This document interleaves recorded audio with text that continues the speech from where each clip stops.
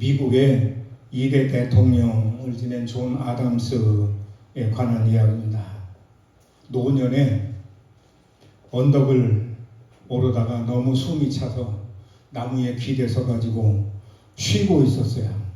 지나가던 청년이 대통령을 알아보고 안녕하십니까 그렇게 인사를 했어요. 그때 아담스가 이복의 젊은이 내가 안녕치 못하네. 내가 내 장막이 지금 장막집이 무너지려고 그래서 곧 이사갈 준비를 하고 있다네. 그러니까 아니 각하의 집이 무너지다니요. 그러면서 깜짝 놀라는 거예요.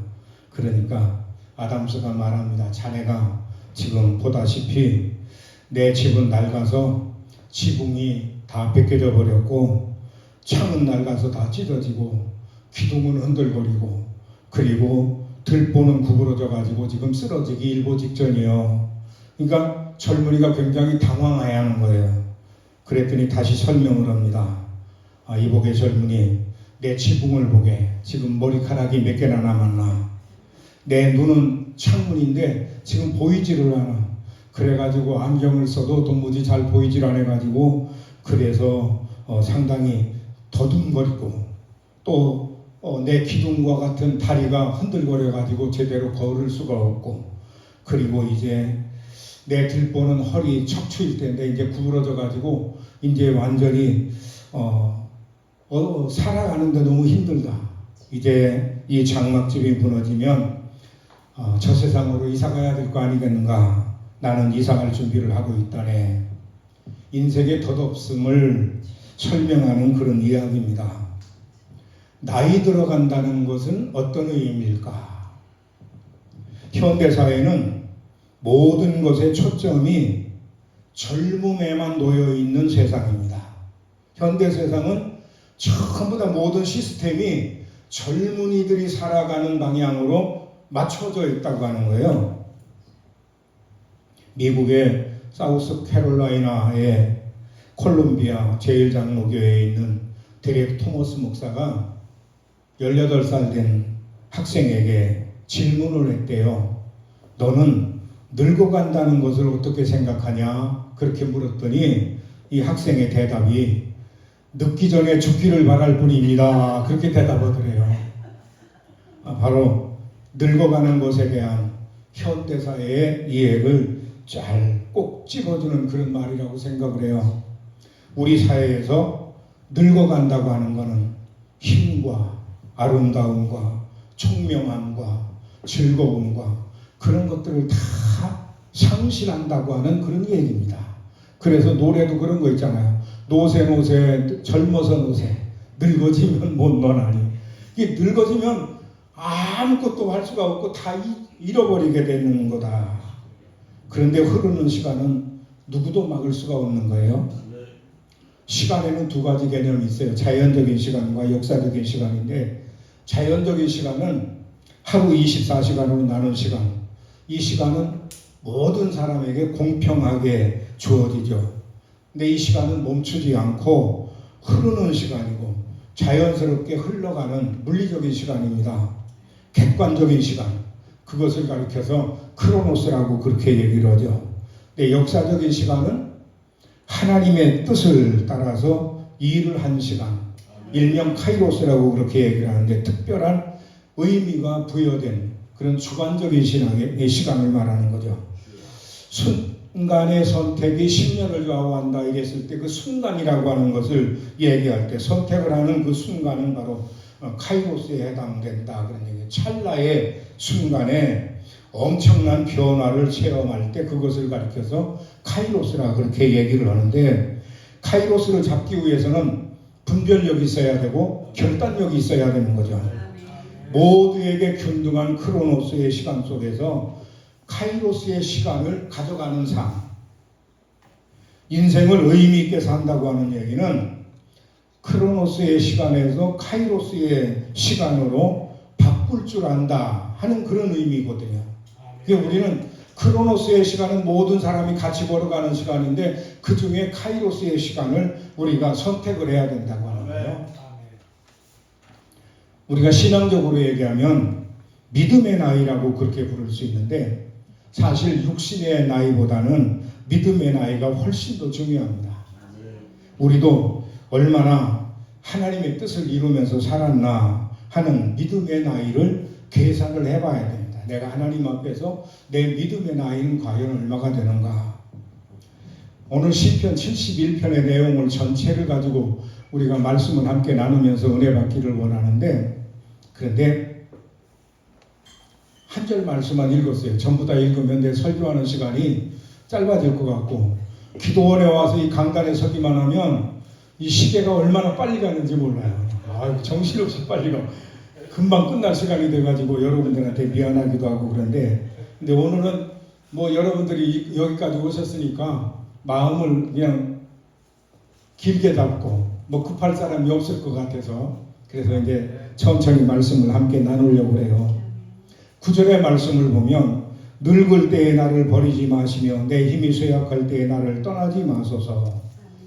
젊은 날 블레셋의 거인 장수 골리앗을 물리친 사람이 이 시편의 저자인 다윗입니다. 그는 양을 칠 때 곰과 사자와도 싸웠다고 그렇게 말하고 있고요. 수많은 전쟁을 치렀고 백전백승을 했던 사람이 다윗입니다. 그런 그가 이제 늙어감을 느끼고 있는 거예요. 늙을 때에 나를 버리지 말라. 내 힘이 쇠약할 때에 나를 떠나지 마시라. 이 기도는 하나님께 이제 쓸모없는 존재가 되는 것은 아닐까. 그런 마음이 들어서 하나님 앞에 기도하는 거죠.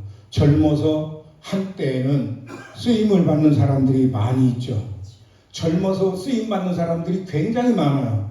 그런데 정말 중요한 건 끝맺음을 잘하는 겁니다. 그의 인생의 마지막 순간까지 하나님께 쓰임을 받는 것, 그것이 바로 좋은 끝맺음이죠. 유종의미라고 얘기를 하잖아요. 피니싱 웰, 마지막이 중요하다 그런 얘기죠. 그리스도인의 인생이라고 하는 것은 나이 들수록, 늙어갈수록 그 쓰임새와 영향력이 확장되어가는 하나님의 사람이 되어야 할 줄로 믿습니다. 다윗은 9절 하반절에서 내 힘이 쇠약할 때라고 말해요. 나이 들어간다고 하는 거, 늙어간다고 하는 거는 쇠약해지는 거예요. 이거는 누구도 피할 수 없습니다. 육신이 쇠약해진다고 하는 거는 두려운 일이죠. 육신이 연약해지기 시작하면 자신감을 잃어버립니다. 젊을 때는 그까짓 거 하고 했던 것들이 이제 나이 먹고 늙어가면서는 겁이 나는 거예요. 겁이 나는 거예요. 자신감을 다 뺏어가 버리죠. 또 늙어가면 또 하나의 특징이 뭐냐면 외로움입니다. 그 옆에 있던 사람들이 하나씩 둘씩 사라져가는 거예요. 어떤 사람은 주님께 먼저 부름을 받아서 가기도 하고, 또 전과 같이 그렇게 쉽게 만날 수가 없어요. 이제 각자 사는 방법이 달라요. 어떤 분은 요양원에 가 있고 어떤 분은 자식네 가 있고, 이러다 보니까 가깝게 지내던 사람들을 만날래야 만날 수가 없고 이제 거리가 멀어지게 되는 거죠. 11절에 보면 이르기를 하나님이 그를 버리셨은즉 따라잡으라 건질 자가 없다 하오니, 10절에 보면 다윗의 영혼을 엿보는 사람들이 많이 있다. 약점을 잡으려고. 근데 이 원수들이 이렇게 말을 하는 거예요. 늙어가는 다윗의 주변에는 원수들이 여전해요. 젊었을 때도 물론이고 늙어서도 많이 있었는데, 그 사람들이 이제 다윗을 향해서 이렇게 얘기를 하는 거예요. 하나님이 그를 버리셨다. 이제는 그를 건져줄 자가 없다. 그러니까 이제 다윗 정도야 이렇게 생각을 하는 사람들이 많이 있게 되는 거죠. 바로 그것이 늙어가는 다윗의 외로움이라고 하는 거죠. 이제 사람들은 다 떠나고 자식마저도 이제 등을 돌리는 팔이니까.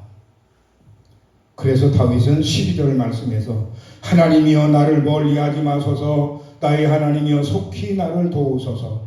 하나님만은 나를 멀리하지 말아달라고 간구하는 다윗입니다. 저와 여러분들도 나이 먹어가면서 늙어가면서 마지막까지 해야 될 일은 뭐냐면 하나님만은 나를 버리지 말고 멀리 가지 말라고 기도해야 될 줄로 믿습니다. 어차피 자식도 내 곁을 떠나게 돼 있고 친구도 내 곁을 떠나게 돼 있고 사람들은 다 내 곁을 떠나게 되는 거예요. 그래 다윗이 하나님 앞에 기도한 내용이 우리의 간구가 돼야 되죠. 7절에 보면 나는 무리에게 이상한 징조같이 되었사오네요. 세번역 성경을 보면 이렇게 해석을 해요. 나는 많은 사람에게 비난의 표적이 되었사오나. 사람들의 눈에 띄는 다윗의 어떤 문제를 보고 이제 그들은 생각하기를 아하 다윗이 하나님으로부터 형벌을 받는구나. 형벌받는 징표로 그렇게 생각을 했어요. 어떤 모습이었을까? 아들 압살롬의 반란으로 인해서 예루살렘 성 바깥 감람산 길로 올라갈 때 머리를 가리고 맨발로 울며 행하는 다윗을 보는 사람들이 아하 그가 하나님께 버림을 받았다고 생각할 수 있었다 그 말이죠. 때로는 신앙생활을 잘하는 사람, 믿음 좋은 사람인 줄 알았는데 그 사람에게 닥친 어려움이나 고통이나 아픔을 보고서 사람들은 생각을 그렇게 하는 겁니다. 하나님 앞에 벌 받았구먼. 그렇게 생각할 수 있어요. 다윗도 그렇게 이제 입장이 그런 입장이 된 거예요. 어쩌면 그렇게 하나님을 잘 섬기는 다윗이 저런 꼬라지가 됐는가? 하나님한테 벌 받았어. 하나님 앞에 버림받았지. 그렇게 생각할 수 있어요. 그런데 다윗은 주는 나의 견고한 피난처시오니 하나님은 다윗의 견고한 피난처가 되셨음을 믿으시기 바랍니다. 이런 상황에서 다윗이 과거의 은혜를 돌아봅니다. 5절에 주 여호와여 주는 나의 소망이시오 내가 어릴 때부터 신뢰하니시라. 6절에도 내가 모태에서부터 주를 의지하였으며 나의 어머니의 배에서부터 주께서 나를 택하셨사오니 나는 항상 주를 찬송하리이다. 하나님은 모태에서 다윗을 붙잡아 주셨고 태어날 때부터 돌보아 주셨다. 다윗은 어려서부터 그 하나님을 신뢰했습니다.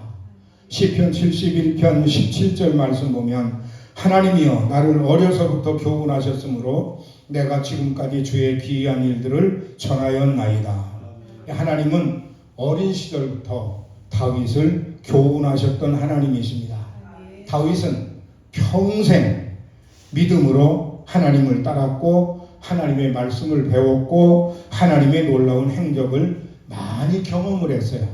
그래 다윗은 이 시편에서 이제 자신이 경험한 하나님이 행하셨고 행하시는 큰 일들을 반복적으로 말하고 있는데 우리가 15절 말씀 보면 측량할 수 없는 주의 공의와 구원, 16절에 여호와의 능하신 행적 주의 공의, 17절에서는 주의 기이한 일들, 18절에서는 주의 힘과 주의 능력, 24절에서는 주의 의를 말하고 있습니다.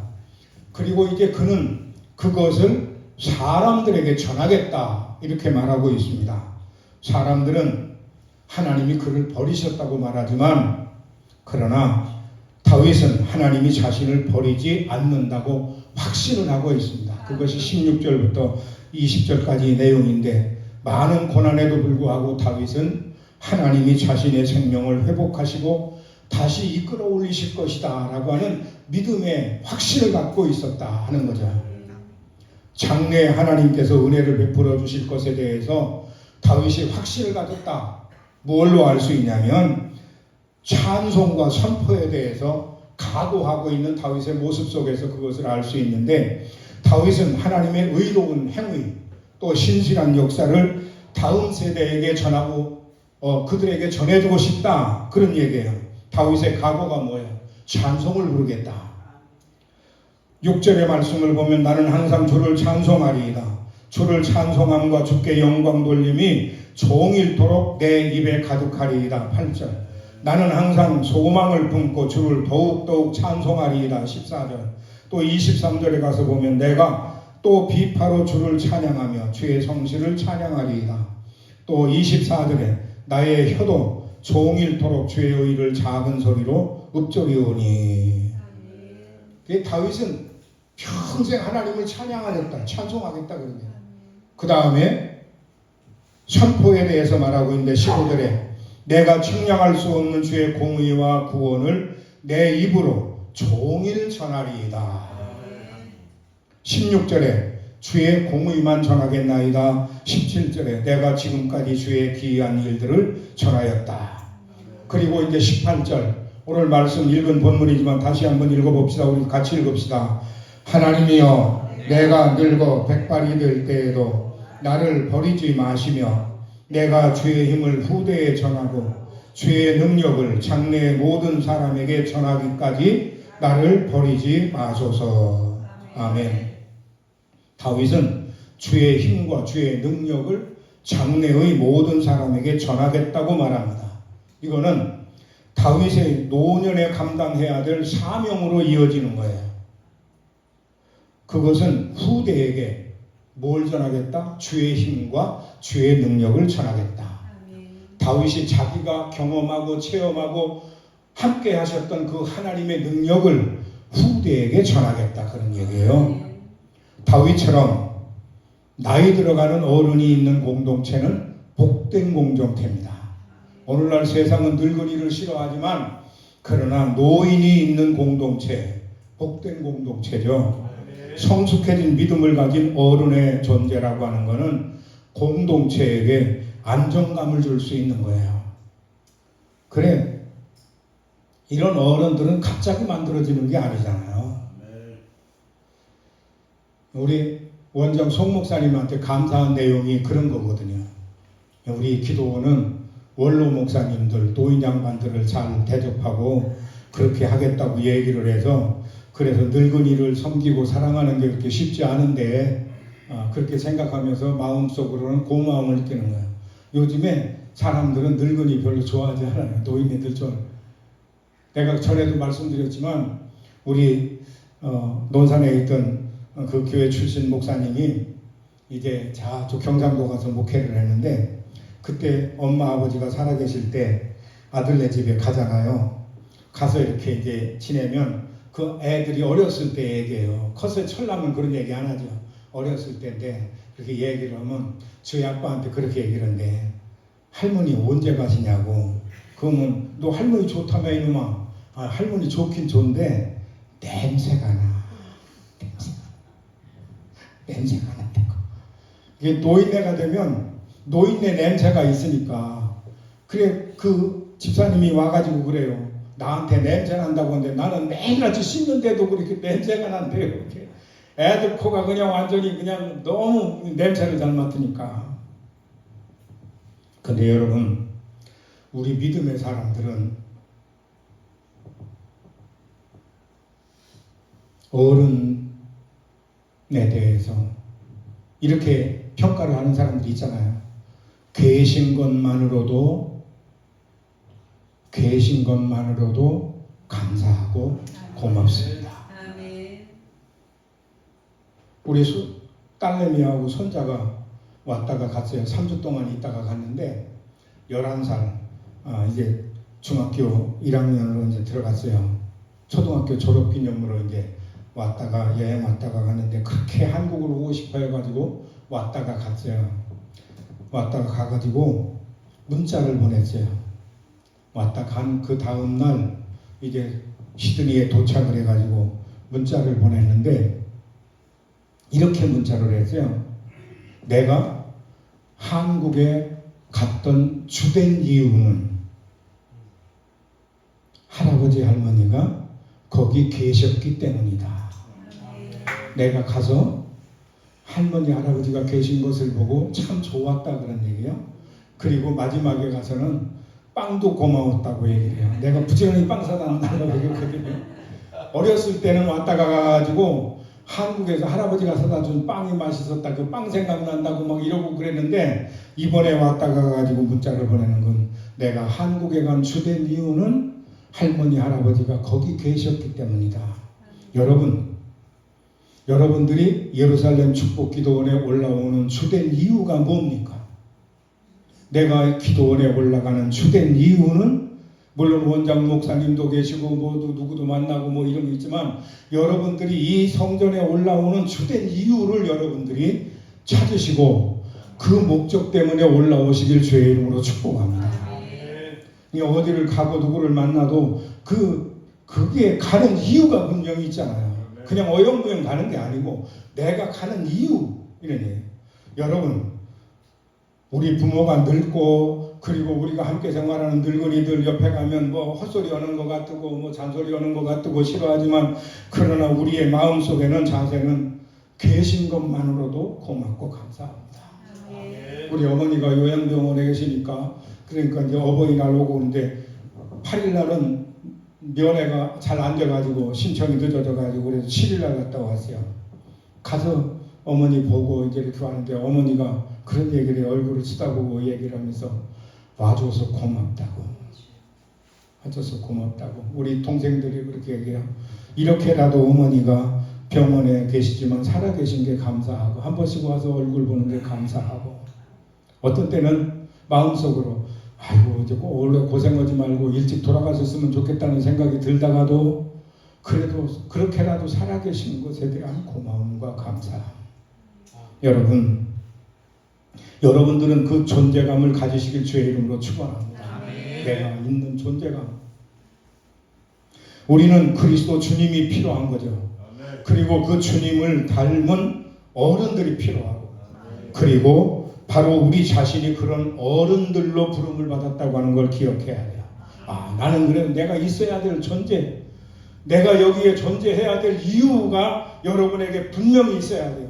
아이고 이 늙은이 죽어야 돼요. 이거 나 같은 거 살아서 뭐 하나 그렇게 생각하지 말고 내가 존재해야 될 이유, 나는 아직까지도 내 자식들을 위해서 기도해 줘야 되고 내가 알고 있는 사람들을 위해서 축복해야 될 그 당위성을 가지고 여러분들이 존재해야 되는 거죠. 예로부터 우리나라 얘기하면 경로 사상이 자랑이었잖아요. 우리나라는 어른들을 공경하고 존경하고 그런데 존중은 고사하고 요즘에는 노인네들을 향해서 틀딱춤이라고 얘기하고 노스라치라고 부르는 그런 젊은이들이 많아요. 틀딱춤이 뭔지 알아요? 틀니를 딱딱거린다고 그래요. 그 틀딱춤. 노스라치? 노인이 벼슬인 줄 안다고. 뭐 늙은 게 무슨 벼슬인 줄 알고 뭐 애들이 그렇게 생각하는 거예요. 그런데 70대인 내가 보기에도 나이값을 못하는 사람들이 있어요. 정치판에도 보면요. 나이 80이 넘어가지고 그래가지고 정치판에 기웃거리고 그러고선 뭐 방송에 나와가지고 대통령한테 뭐라고 해요. 국회의장한테도 이러고 욕을 하고 그리고 나중에는 그게 방송이 시작된 줄 몰라서 그랬다고 뭐 이렇게 얼버무리고 여러분 얼마나 추합니까? 노인네가 되고 나이가 80이 넘고 90이 되고 이러면 그때는 말도 점잖게 해야 되고 아니 점잖게 충고할 수 있잖아요. 대통령이 마음에 안 들면 그러면 대통령에 대해서 좀 우회적인 방법으로 얼마든지 충고할 수 있고 좋은 말로 얼마든지 얘기할 수 있잖아요. 그냥 뭐 옥지거리를 내가면서 그러면 그 말이 암만 정당한 것 같아도 사람들이 듣기 싫은 거예요. 저를 그러니까 저게 세상에 여러분 노인이 돼가지고 이런 말 하는 거 그거는 우리가 좀 삼가해야 돼요. 우리도 나도 모르는데 그런 단어를 많이 쓰게 되는데 나 때는 말이야 이렇게 얘기하는 분들이 많이 있어요. 그게 아니지. 이건 이렇게 해야 돼. 내가 누군지 알아. 어딜 감히 막 이러고 내가 왕년에 또는 내가 그걸 왜 해야 돼요? 네가 뭘 안다고 막 이렇게 다그치기만 하는 그런 사람들은 결국 사람들이 꼰대라고 그러죠. 꼰대가 뭐요? 선생이나 늙은이를 이렇게 그냥 빈정거리면서 하대하면서 하는 말이 꼰대라고 부르는 얘기잖아요. 우리는 꼰대가 되면 안 됩니다. 정말 노인이 돼야 되고 어른이 돼야 되고 아멘. 나이가 든다고 하는 것은 그만큼 책임이 덧대어진다는 그런 것일 겁니다. 아프리카 속담에 노인 한 사람이 죽으면 도서관 하나가 불타 없어지는 것과 같다. 그런 말이 있대요. 노인을 도서관에 비유를 하는 거예요. 그 말은 무슨 얘기냐면 노인에게는 지혜가 있다고 하는 얘기죠. 인생을 살아오면서 경험한 그런 지혜가 전부 다 축적되어 있다. 근데 안타깝게도 제 자신을 생각해 보면 도서관 역할을 못하고 그냥 세월 따라서 지금 늙어가고 있는 모습이 너무 안타까운 거예요.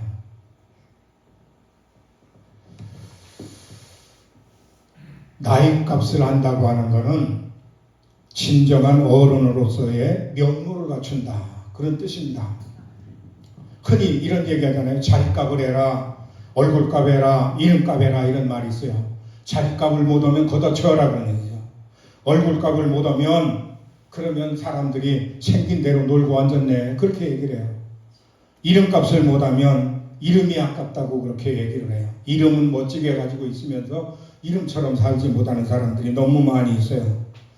존경할 만한 어른이 없다고 하는 것은 바로 나이 값을 못하기 때문인데, 그러다 보니까 싸우다 보면 어떤 분들이, 어른들이 그런 말을 하잖아요. 나이를 어디로 처먹었냐고 막 이래가면서 싸우잖아요. 나이를 먹었으면 먹은 만큼 나이 값을 할 수 있는 저와 여러분이 될 수 있기를 주의 이름으로 축복합니다. 아멘. 나이 값이 다른 말로 얘기하면 성숙한다, 그런 얘기거든요. 성숙한다.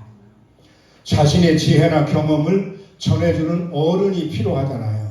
우리는 내가 인생을 경험하고 수십 년 예수를 믿고 수십 년 지금까지 살아온 그런 지혜가 내게 축적되어 있다면 그것을 누구에게? 우리의 자녀들에게, 우리의 믿음의 후진들에게 전해줄 수 있어야 되는 거예요. 내가 경험한 하나님, 내가 체험한 하나님에 대해서 쓸데기 없이 맨날 뭐 내가 왕년에 뭐 어쩌고 그런 자랑이 아니고, 왕년에 살아오면서 지금까지 겪은 하나님이 내게 어떻게 역사하셨는가를 그들에게 전해주자, 그런 이야기.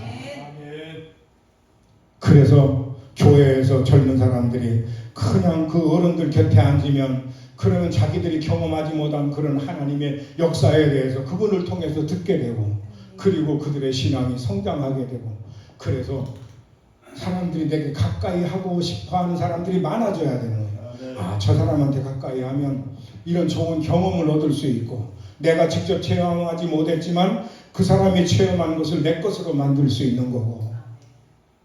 여러분, 어른다워야 되는 거죠.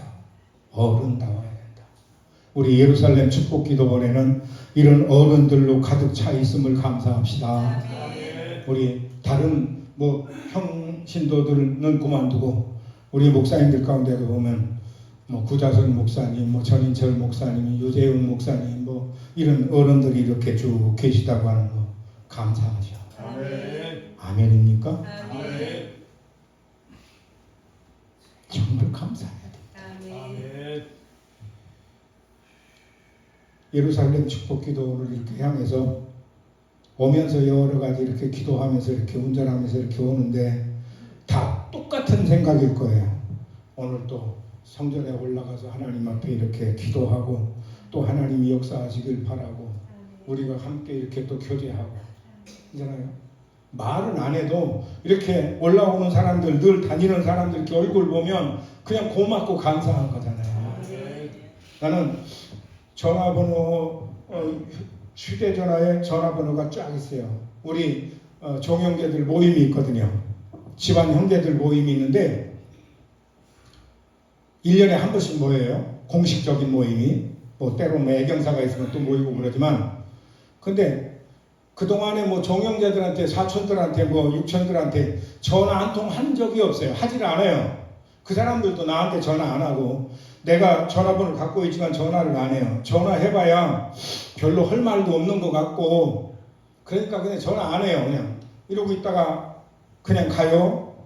만나요. 형님 안녕하세요. 이러고 인사하고 얼굴 보고 이렇게 하고, 또 별로 하는 얘기 없어요. 그냥 만나서 그렇게 인사하고 밥 한 끼 같이 먹고, 그리고 조금 이제 차 한잔 마시고 이렇게 얘기하다가 형님 안녕히 가세요 이러고 와요. 무슨 중요한 얘기하는 것도 없고 회의 외에는. 그런데도 거기를 가요.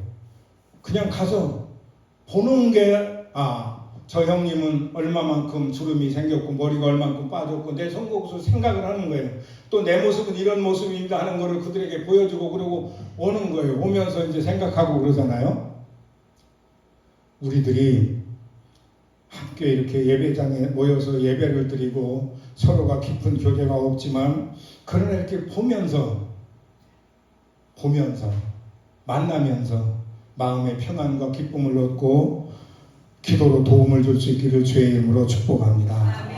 9일 우리의 자녀들이 장성을 해서 저희 부모님은 저희 믿음의 영웅이셨습니다. 우리 부모님들은 아주 고단한 삶 속에서도 말씀과 기도로 저희를 양육하기 위해서 온갖 희생을 다 하셨습니다. 부모님은 예수 그리스도의 복음을 삶으로 보여주신 분입니다. 저희를 낳으신 부모님은 저희의 영적인 부모님도 되어주셨습니다. 라고 고백할 수 있다면 하나님 앞에서 여러분은 최고의 삶을 사신 것이라고 말해드리고 싶습니다. 그것뿐만이 아니라 여러분들의 영적 자녀들이 여러분들을 향해서 이렇게 말할 수 있게 되기를 바랍니다. 내게는 영적 부모가 되어주신 분이 계십니다. 저는 장로님 아니면 권사님 아니면 집사님 아니면 선생님 덕분에 복음을 알았고 복음을 보았습니다. 오늘 저의 존재는 하나님께서 그 장로님 때문에 또 그 권사님을 통해서 또는 그 아무개 목사님을 통해서 제 안에 역사하신 일 덕분입니다. 이런 고백을 여러분들이 전도해서 또 여러분들이 육신적으로 이제 자녀를 둔 영적인 자녀든지 육신적인 자녀든지 하여튼 여러분들 그 자녀들을 통해서 들을 수 있기를 주의 이름으로 축복합니다. 항상 그런 생각을 하는 거예요. 나는 내 자식들에게 어떤 아버지일까? 내가 목회한다고 하고 은퇴했다고 생각을 하는데 그런데 우리 아들 목사가 생각하는 아버지의 그 흔적은 뭘로 지금 기억되고 있을까라고 하는 생각을 해보는 거예요. 내가 이 세상을 떠나 없어졌을 때 우리 자식들의 입에서 모여서 얘기할 때마다 우리 아버지는 우리 어머니는 이런 분이셨다.